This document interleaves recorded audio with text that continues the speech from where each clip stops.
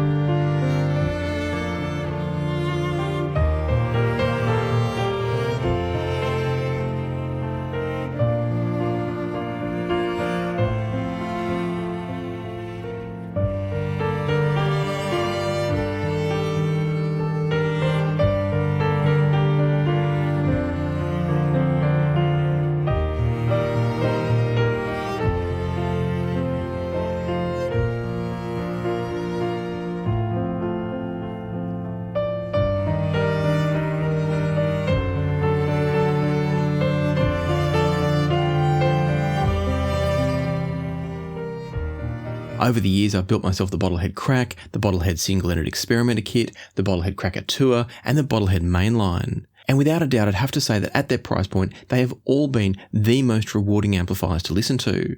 And that's not entirely because they're the best amps on the planet, but the combination of their performance for the dollar and then also the fact that you built them with your own hands makes them the most kind of emotionally connected amps I've ever listened to. To give you a sense of where the Bottlehead range starts and ends, you can buy into the Bottlehead range at just $300 for the Bottlehead Crack, which is an OTL amp, meaning output transformerless. We'll talk about that in a little while. But then if you want to spend a bit more money, you can get performance that's all the way up to rivaling $3,000 amplifiers. The good news is you're not going to pay $3,000. The one I'm talking about there is the Bottlehead Mainline. You're going to get that for a little bit over $1,000, but it absolutely performs well above that price point, and that's part of the reason why I love them. And so to put this video into context now and explain why I'm making it, a little while ago, late in 2022, I reached out to Bottlehead because the only headphone amplifier of theirs that I hadn't tried was the Bottlehead Crack-a-Twoa here. And so Bottlehead were kind enough to send me a kit for the Crack-a-Twoa for me to build, for me to listen to and to share with you, but we had a few hiccups along the way. First and foremost, there was a really random issue with one of the tube sockets, completely outside of Bottlehead's control. It was an issue at the manufacturer of the part. And then when I had to then undo some of the wiring and redo it to fix the problem with the tube socket, I managed to completely stuff something else up myself. So that was entirely user error. The second one, I melted very slightly one of the leads of one of the LEDs used as resistors, and that led to some long-term problem solving and troubleshooting, and the end result was a much delayed review. So I want to start off by saying a huge thanks to Dan and the team at Bottlehead for being so patient with me getting this one out. But what it also means is that by the time I got around to reviewing this one, unfortunately, the Crack-a-Twoa kit has been retired. That's going to be due to availability, I think, of the core tubes being the 6080 tube here in the middle, but it's a real shame because the Crack-a-Twoa is an absolutely magnificent sounding OTL amp. And so rather than do a direct review of an amplifier that you can't buy anymore, or just not doing a review at all, I thought this was a great opportunity to come back around and talk about the joy that is Bottlehead amp kits. Now I should mention Bottlehead also makes speaker kits. I'm going to have a chat to Bottlehead at some point about getting one suitable for my near field setup here. And so everything I'm about to say is directly focused on the headphone kits, but it's going to apply just as much, and potentially more, I don't know yet, but just as much to the speaker kits. And I mean speaker amplifier kits, not actual speaker kits. I do think they have a connection with speaker kits, but they maybe don't sell them themselves. I haven't explored that one lately. And so let me now give you a tour through the range of Bottlehead and give you a quick sense of what you can expect at each price point and each style of amplifier. Coming in at the bottom end of their range, but by no means a cheap sounding amplifier, is the Bottlehead Crack. This starts at $369 and it's one of the best entry points into DIY and indeed any kind of headphone amp territory. At that price, you're getting an amplifier that performs incredibly well with really high-end headphones. You can run things like HD800s off these, the ZMF headphones sound great on these, or ZMF if you prefer to hear it that way. The Bottlehead Crack is just a beast of an amplifier that's cheap to buy, easy to make, and sounds fantastic. Now for $369, you're getting the base level version of it. There's an upgrade that you can install later called the Speedball, and that's going to further improve the sound of it. I'm not going to try and review that here, but if you're looking for reviews on the Crack or the Bottlehead Sex, which is the single-ended experimenter kit, or a full written review of the Bottlehead Mainline, I wrote those up over on Headfire many years ago, so I'll post a link down below where you can check out my Headfire reviews. Moving on from the Crack, the next amplifier in their range is the single-ended experimenter kit, or the Sex. That comes in at $593 and it's both a transformer-coupled tube amp using a single-ended triode design, and it's going to drive both headphones and very efficient loudspeakers. So that is an amplifier which unfortunately I don't have anymore. I eventually parted with mine. It is an amplifier that's going to drive near-field monitors if you want to, or some nice sensitive bookshelf speakers, even floor standers if they're sensitive enough. But it's a magnificent headphone amplifier as well. It's got that lovely single-ended triode sound with a beautiful mid-range clarity and quality. It rolls off a little bit in the bass, which is actually wonderful for those that love that great mid-range. And I have to say it is an amplifier that I often regret selling. The single-ended experimenter kit comes in at $593. And when I did own it and did various comparisons, it's easily performing up to and around about the level of a $1,000 headphone amp. And that's really one of the keys here, is that because you're building these yourselves, and I will talk a lot about the building process in terms of the skills you need, what's involved, how long it's going to take, all those sorts of things, I will get to that. But the key thing is that because you're building these yourself, you're saving a whole lot of money on someone else having to assemble it, test it, and then also the shipping. Shipping the parts for an amplifier like this bundled up in a box is a lot more compact than shipping the finished amplifier, and therefore it's also cheaper on shipping. So you're saving on the cost of the build, the testing, and the shipping, and that means you're getting an incredibly well-performing amplifier for much less than if you bought it pre-built. And then that leads me on to talking about the Bottlehead Crack-a-Twoa here. As I said, this one is now sadly discontinued, and I say sadly because for $769, not including the upgrade of the attenuator kit here, but even without the upgraded attenuator kit, this is a fantastic sounding amplifier. It returns again to the OTL design, and I've mentioned that a couple of times, I probably should explain it. With tube amps, you've got two different options. You've got the output transformerless, actually there's three, but you've got the output transformerless option, which is this one. That's where you've got essentially your headphones or speakers connected directly to the tubes. There's probably a capacitor in the signal path just to protect the headphones from any noise or issues that might come from the tubes as they fail, etc. But you've got the opportunity to connect directly to the tubes essentially with an OTL amp. And they've got some drawbacks in the sense that they're generally going to have a high output impedance and therefore be best with high impedance headphones. And then on the other hand, you've got transformer coupled headphone amps, or speaker amps for that matter, and that's where they put a transformer between the tube and your headphones or your speakers. And that's going to bring down the output impedance, and it's generally going to give you better control over the bass and generally a more linear frequency response in many cases.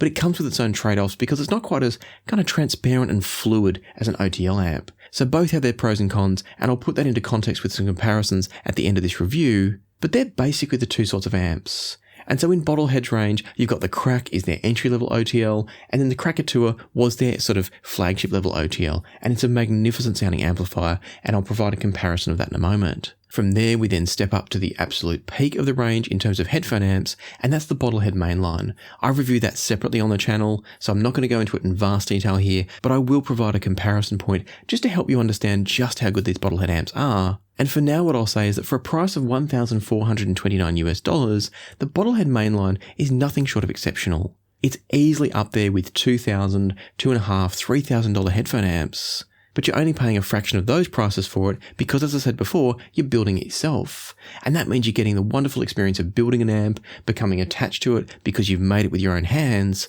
and then it just so happens to perform well above its price tag as well. And so that's probably a really good segue now into what's involved in building one of these. When you get them in the box, what you're getting is some pieces of timber that are not finished like this. They're pre-cut, they're ready to put together, but there's no finish on them. And that's great because it means you can choose to finish it however you want to.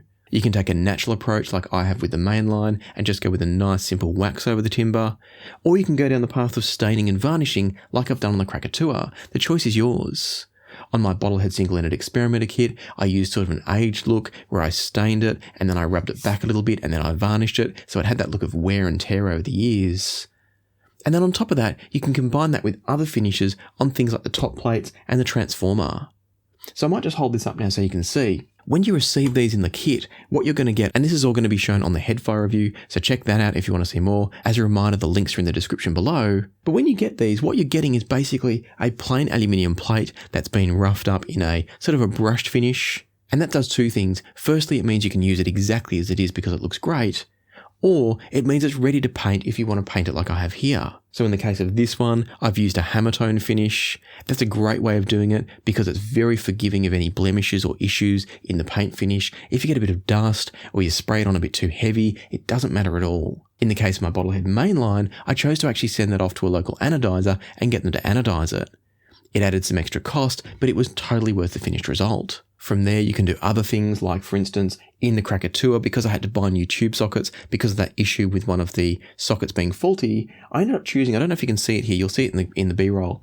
There's the ability to buy different tube sockets, and in this case, I got gold-plated ones, not because I expected the gold plating inside the actual socket to improve the sound, but I actually liked, if I take out this front tube here, I actually liked the addition of the little bit of gold around the outside of the tube sockets, and that was going to pair up nicely with things like the RCAs. And this is the beauty of these, is that you can customize the look of them if you want to, but you don't have to. You can just build it exactly as it arrives, and that's all you ever need to do, or you can take the time to customize it and make it your own. And that's really where the magic of the Bottlehead amps comes into play for me, is that these can be an amplifier that is 100% yours. Yes, somebody else came up with a circuit design, they've told you each step you need to do to actually build it, they've handed you all the parts, but after that, you're putting your own attention and care and time into building it. You can think about how you want it to look, what style makes sense for you. You could do it all white, you could do it all black, you could do it rainbow, whatever you want to do, you can make it your own. By the way, I'm not endorsing or recommending any of those particular colours, that's just an idea. But the point is, you can absolutely give it a style you want. And you can do it like I have, where each of your amps has a slightly different look and feel.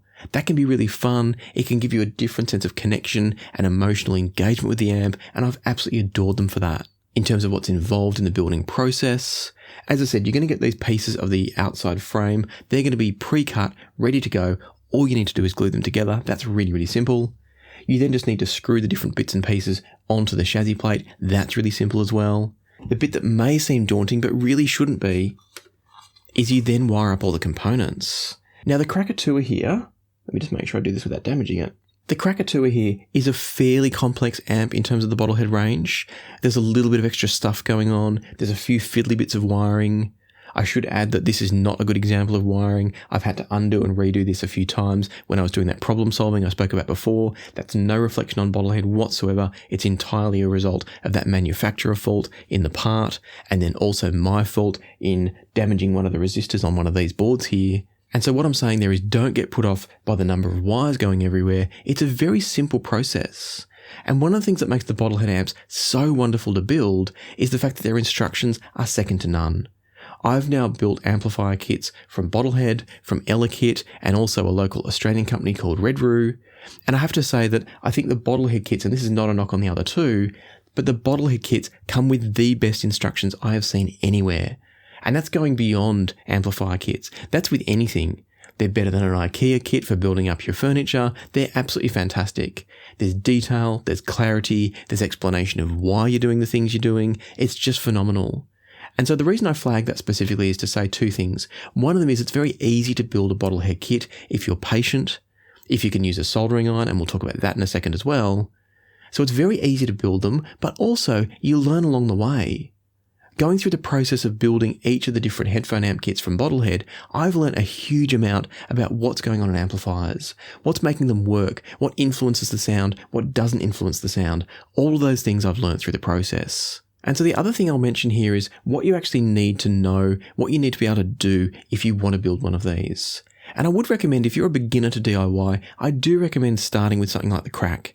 It's easier, there's less complex wiring involved, there's a little bit of fiddly stuff involved, but it's not scary, it's not complex. And so I'd recommend starting there if you've done no DIY before, if you've never soldered before. But if you've done any soldering before, I actually think you could go for any of these straight away. I think in some ways, the single-ended experimenter kit is probably the most complex. And that's because there's some extra bits and pieces for the speaker wiring, where you can have things like impedance selector switches, etc. That can add a bit of complication. And so for me, I think in terms of difficulty, I'd say the Crack's definitely the easiest. In some ways, the Mainline is the next simplest. And then the Crack-a-Twoa is alongside that, but as I said, it's been discontinued. And I actually found the single-ended experimenter kit to probably be the hardest. None of them are daunting and should be a problem if you've done a bit of DIY, but definitely start with the Crack if you've done none. And then if you have done none, I think the other thing that's worth talking about is the soldering involved. If you look at this chassis plate, most of what you're doing is what they call point-to-point wiring. So you'll take a wire from, say, a connector here on the power transformer and lead it over to another metal connector pin, and I'll show you some close-up footage here so you can see what I'm talking about. But you're basically taking a wire, you're stripping the ends of it, you're connecting it like you're wrapping it or looping it around a metal contact, soldering it there, then doing the same at the other end, wrapping it around another metal contact and soldering it there. It's very simple soldering. In some ways, I think it's actually easier than doing a circuit board wiring job. And that's because sometimes it can be difficult to make sure you get a really good joint, a really good soldering joint on a circuit board. It's very obvious when you're doing point-to-point wiring if the solder's taken hold. And so if you are brand new to this hobby and you're wondering if this is something you should try, what I would say is absolutely yes, you should. I think absolutely it's going to give you a sense of what's going on in the amplifier, it's going to help you learn, but it's going to create that emotional investment and engagement because you've done it yourself. And so the only thing I would recommend if you've done no DIY before is to maybe grab some wire, grab a soldering iron, buy a few sort of contact strips from your local electronics store, and just do some practice soldering. It's very, very simple. Take some wire, strip it off, wrap it around the contacts, and solder it. Within about half a dozen solder joints, you're very quickly going to get the sense of two things. One, it's not so hard, and two, it's actually really satisfying. Watching the solder melt and bond with the wire and the contact and then harden up as it cools to create the contact you need is actually a very rewarding process for me. And I think many of you, let me know in the comments, I think many of you might say the same. And so if you're keen to get into DIY, do a little bit of practicing and then grab yourself a Bottlehead Crack or any of the kits, whichever one you think is the right end product for you in terms of the features and functions it provides, and or whichever product you think is the one that you're most comfortable building. Grab one of those and then get into it. But in case you're wondering if these really are as good as I'm saying, and if it's worth investing the time to build them, or if it's more of just a gimmicky thing, let me give you just a couple of quick comparisons with the Crack-a-Twoa and the Mainline against some really strong competition. A little while ago on the channel, I reviewed the Linear Tube Audio MZ3 amplifier. Now this is kind of that third version of a tube amp that I spoke about before, which is what's called a ZOTL amplifier. They use some really fancy technology. I won't try and explain it here. I'll leave it for you to watch that review if you want to know more. But that's a really pinnacle level OTL type of tube amp. So I was really interested to see, after having built what is basically a less than $1,000 tube amp here, I was really keen to see how well it could stack up against $3,000 odd. The Crack-a-Twoa, as I have it here, comes in at about $1,040 odd, and the reason for that price jump from what I said before is that also includes the attenuator kit. So this is a high quality volume control that you can install instead of the basic kind of volume pot. And so what we've got here is a $1,040 kit up against a $3,700 pre-made, very high-tech tube amp. To put these two against each other, I chose a fantastic listening track, and it's Growing Pain by Peter Wolf. And starting off with the Crack-a-Twoa and the ZMF Atrium headphones, the sound was just glorious from the Crack-a-Twoa. There's a mandolin or something similar in the opening of the track, and that's really crisp in my right ear. There's also a really deep bass thump in the left ear. I don't know what's causing it. It's very, very deep, very, very solid. It's in the background, but it was really impressive how it came across from the Crack-a-Twoa. The vocal from the Crack-a-Twoa was quite intimate, but wonderfully detailed. And the presentation was quite left to right. It's fairly intimate, fairly left-right spread. It does change a bit with the tube. So by rolling this middle tube here, I was able to create a bit more depth in the soundstage, or a bit more width if I wanted to. And what I found was the stock tube was pretty good overall. It was probably one of the better tubes that I had in my collection. And when I say stock tube, it's actually a new old stock tube. And that's part of the reason I think why the Crack-a-Twoa has been discontinued, is that the availability of these new old stock tubes, like this center one here, which are 6080 or 6AS7 type tubes, those are getting a bit harder and harder to come by. And so I'm guessing what Bottlehead will do is try to design a new version of a Crack-a-Twoa, hopefully. This is just me speculating, I don't know this, but I'm hoping they'll come up with a new version that's based on a different tube with much greater availability. And so all in all, what I was hearing from the Crack-a-Twoa, listening to Growing Pain with the Atriums, was an absolutely magnificent sound. It was very much what I expect from an OTL amp. Transparent, fluid, smooth. That doesn't mean thick and warm, it just means smooth and fluid. Moving over to the MZ3, that being the linear tube audio amp, and I keep pointing over there because it's in my rack over here. Listening to that, the mandolin that I mentioned before was actually a little bit smoother comparatively. Now again, this is going to vary a little bit depending on the tube you've got installed in both amps technically. I've never tube rolled the MZ3, but I can only assume it will respond accordingly. But I did find that, kind of considering them stock versus stock, I felt like the Crack-a-Twoa was just a little bit more kind of articulate some ways in the mandolin. It wasn't that I was lacking detail from the MZ3, but I was hearing a bit more sense of clarity and attack from the Crack-a-Twoa. The deep bass from the MZ3 that I mentioned before in that left channel, that was actually a little bit less kind of punchy and tight potentially from the MZ3, but I've got no way of knowing which one's correct. They're just a little bit different and both were fine. It was just something that had stood out to me on the Crack-a-Twoa, so I listened for it again on the MZ3. The vocal from the MZ3 is a little tiny bit smoother, but no less detailed. I think overall I'd actually say that the MZ3 comes across with a bit more refinement overall in that regard. So you're not losing detail, but you're getting everything delivered in a slightly more nuanced, slightly more refined way. Speaking of nuance, I also felt like the MZ3 was bringing out just a very subtle details of resonance in the music.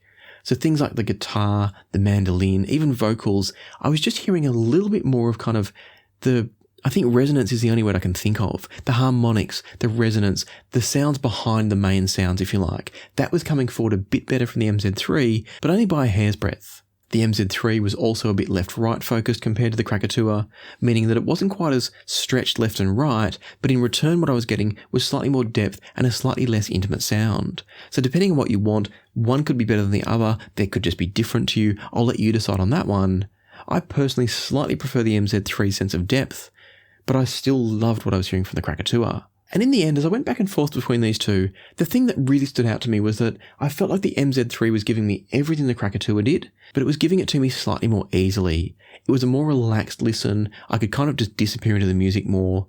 Whereas in some ways the Crack-a-Twoa was more engaging, more exciting. That could partly be the choice of tubes, but it could also be that it's got a little bit less refinement to its sound. And again, we're talking an amplifier which is about a third of the price. And speaking of a third, where that brings me to is that what you're getting with the Crack-a-Twoa, and this is indicative of all the Bottlehead's tube amps in my opinion and my experience, is you're getting an amplifier that is absolutely performing well above its price tag. There is no way that the MZ3 is 3 times better than the Crack-a-Twoa. And that brings me back to the point before. It's not to say that the MZ3 is overpriced and that this is more indicative of what you should pay for this level of performance. Quite the contrary, what this is showing us is that the Crack-a-Twoa, and indeed any of Bottlehead kits, you're getting vastly more performance than what you're paying because, as I said before, you're not paying for the extra shipping costs of a large, kind of bulky amplifier, and then you're also building it and testing it yourself. But in case you're not yet convinced that these kits are really the real deal and they can sound as good as they can, I thought I'd actually put the good old Bottlehead Mainline that I've had for years, that I love, it's one of my go-to reference amps, I thought I'd put that up against the MZ3 as well. So now what we're really doing is putting Bottlehead's absolutely best possible performer up against the MZ3. Knowing how close the Crack-a-Twoa got, I was curious to see if the Mainline could actually go directly toe-to-toe with the MZ3, because the Crack-a-Twoa got really, really close. My Mainline has been modified slightly, and I'm sorry I can't show it to you here in front of me, A, because I haven't got enough space on my desk, but B, because it's hooked up actually directly under the camera here. But the Bottlehead Mainline that I've got has been modified a bit. I've changed some of the capacitors in it, and that means that it's probably around about $1,600 in total cost. Then of course there's build time and your effort and your kind of love and care for it. And all that goes into an amplifier that, as I said, is about $1,600 in terms of money, plus time and effort. And that's going up again against the MZ3 for $3,700. So we're talking about the Mainline being just a little bit less than half the price of the MZ3. For this test, I was listening to White Owl by Bertie Blackman, and starting this time with the MZ3, still using the Atriums, what I heard here was a wonderful sense of attack and clarity from the MZ3. As I said before, it's a smooth and fluid sounding amp. It didn't have quite as much attack as the Crack-a-Twoa did, but that doesn't mean it's lacking any sense of attack and clarity, and I absolutely heard that on this track. The separation of sounds is also fantastic from the MZ3. That's actually one of the things I love most about it. And then as Bertie Blackman's vocal comes in, it's breathy and it's textured, but it's also wonderfully smooth. This track goes between sort of a slightly sultry, smooth sounding verse into a really crunchy and attacking chorus. And what the MZ3 was able to do was move seamlessly between both. When that attack and that crunch came in the chorus, it absolutely hit with the attack and the energy that it needed. But then it was able to scale things back, as I've already said, and just give me that breathy, textured smoothness of the more gentle vocals during the verse. Going over to the Bottlehead mainline then, and it was really hard to separate these two. The mainline comes across potentially as being slightly more resolving in some ways, giving me a little bit more sense of texture, but at the same time being just a little bit less fluid sounding. It's kind of like you're moving a step towards more of a solid state sound with the mainline. It's not a solid state sounding amp as such, but it's closer than something like the MZ3. I think the mainline also takes another step away from that sort of intimacy. So the Crack-a-Twoa, as I said, was quite an intimate sound, a wonderful but an intimate sound. The MZ3 took another step back, kind of an extra, looks like moving 2 rows back in the audience. And then the mainline does another 1 or 2 rows again. So you're getting a little bit more distance from the vocals, from the instruments in general. And I think the mainline is also just a touch more neutral sounding.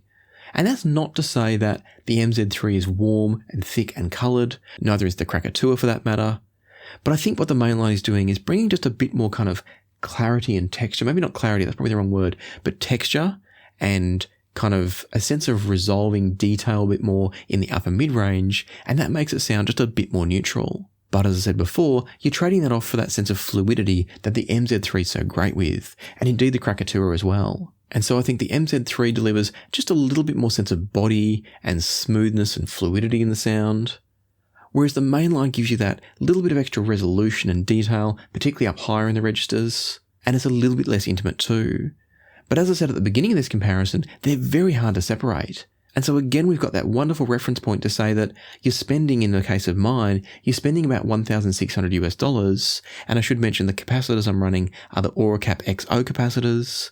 Running those in the mainline brings it to a level that's really neck and neck with the MZ3. And once again, I cannot stress enough, this is not to say the MZ3 isn't worth what you pay. You're getting technologies in there that you don't get in here. It's a speaker amp as well, which neither of these are. And it does perform absolutely as well, maybe slightly better still than either of these. But the fact that the Crack-a-Twoa can get so close, and indeed the fact that the mainline can go, I think, toe-to-toe, but different from the MZ3, goes to show you the sheer value you can get from buying and building your own kit. And so I'm going to wrap things up here by saying that if you've ever considered doing DIY, if you've ever considered getting into tube amps, then Bottlehead kits should absolutely be at the top of your list.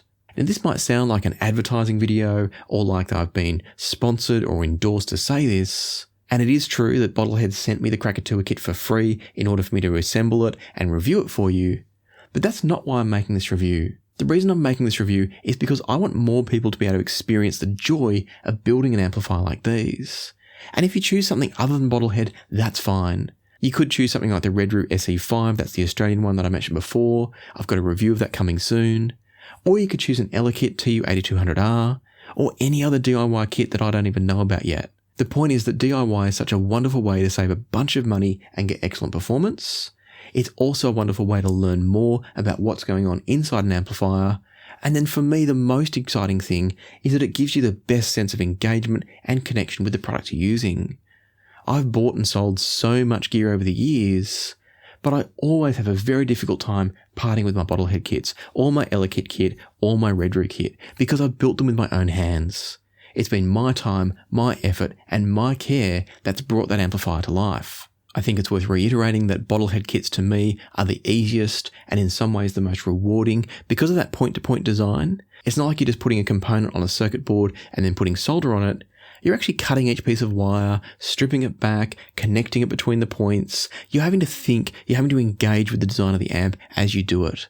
And so for that reason, I do think Bottlehead are my favourite kits that I've made.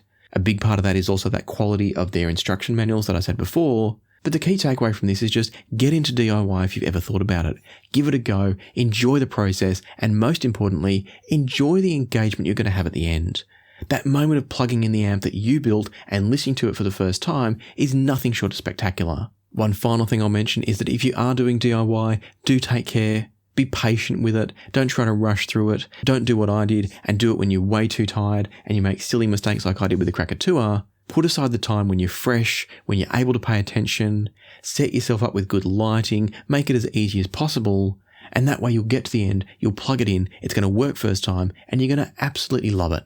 And so I hope I've inspired you here to go out and try DIY. Start off with a Bottlehead crack if you're in any doubt as to whether you can do it. The crack's the way to go to get you started for sure. But if you've got a little bit of soldering skill, the sky's the limit. Choose whatever's going to work for you. And so as always, I'll put links down below where you can go through, you can check out Bottlehead's range, see which one might work for you, and then take the plunge and enjoy the journey. I hope you found this video useful, helpful, informative, and inspirational on this occasion. And if you have, I'd love it if you hit the like button and consider subscribing and ring the notification bell if you haven't already. But for now, let me leave you to the music, potentially to the building as well. And so happy listening, happy building, and I'll see you here next time on Passion for Sound.